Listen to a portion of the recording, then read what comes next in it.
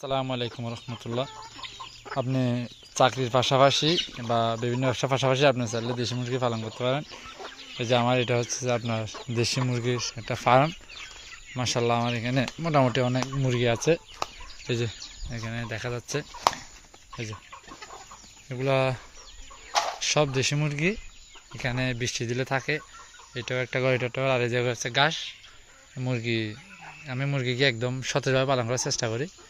তারা ঘাস খায় এবং ভাত বা চাউল এগুলো আমি খাওয়াই থাকি, এবং এই হচ্ছে বান্ডার এর বাইরে মুরগি বের হতে পারে না। তবে আমি মাঝে মধ্যে মুরগিগুলোকে বাহিরে ছেড়ে দিই, যাতে বাইরে গিয়ে একটু পোকামাকড় খেতে পারে।